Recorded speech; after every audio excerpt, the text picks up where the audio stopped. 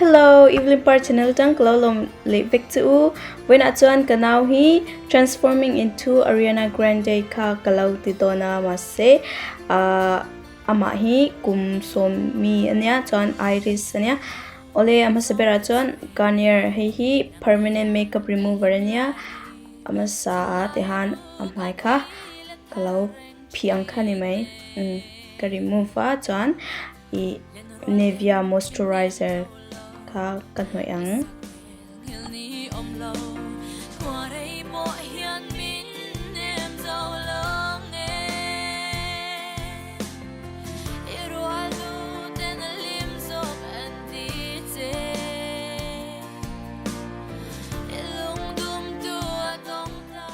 chuan eyebrow ka chu ka zia ko saktu lawa achan chu alanau pang em sia YouTube makeup in thakna wangmai meya chako khachu angai ka shelawa chuan I black ni lo khan I bronzer ni khan eyeshadow kha ka thoyang eyeshadow ni lo eyebrows sorry chuan mascara kamanga eyebrows khuinan mascara black color ka hyper curls ka kamang le pokai hi Maybelline product ania foundation atan light illusion flower product ka kalomang le tona tlim te cha just one drop ka ato kani no anau panglutuka mai ka tamlutukin noi achi lovang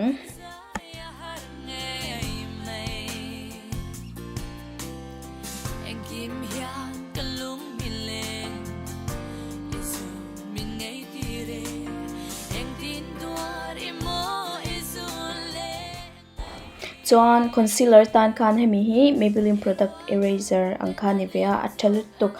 chuan coverage athapoka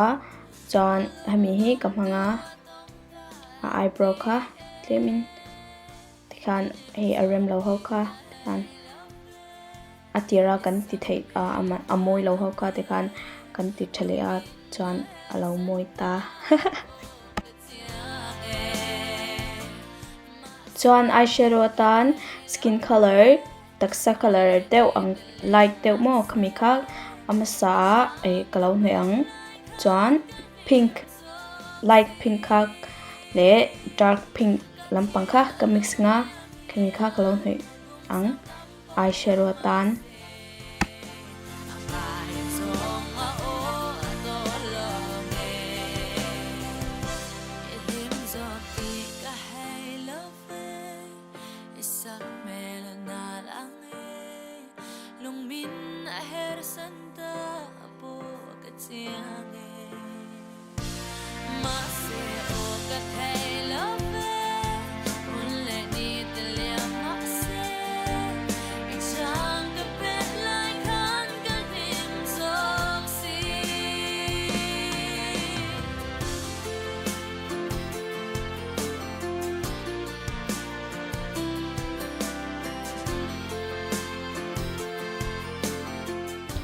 mel dang taka alone okay chuan mitchunga tle zeu zeu te kha ke chu mi hi highlighter kha kamang dona chuan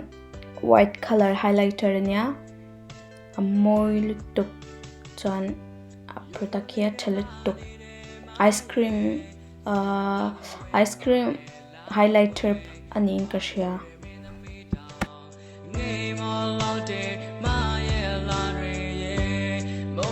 gang we che le lu be to pa lo ne ti mya lo lwe ne khan sa nyu ran ti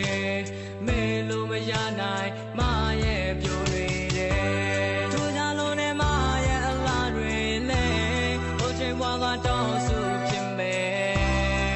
shu ke ya tu ye ne le ma ye chong ne chei nai me chong we ne ga la na de me re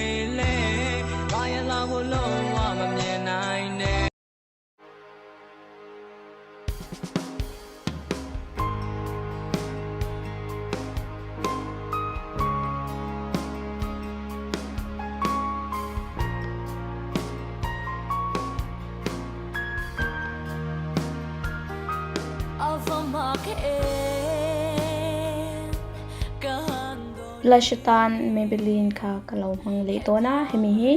rose pink kania previous video apokhan kamhang to a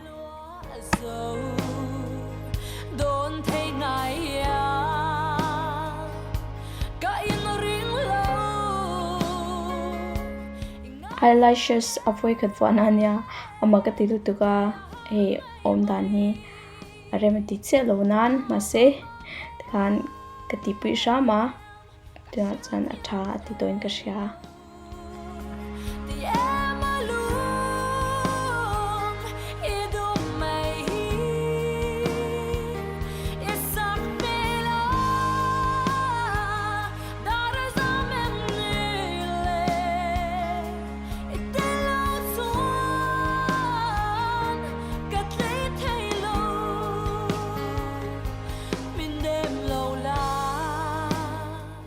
John lipstick akhan light pink le nudes lampang kami in mix ka kanhoya John e achunga khan lip gloss glow heliang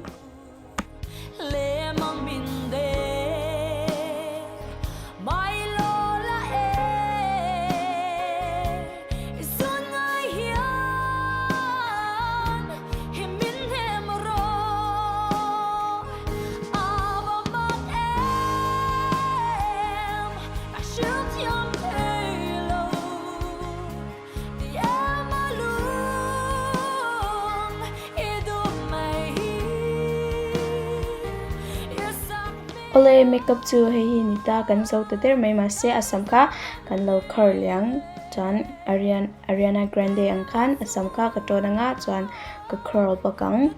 lo enang lem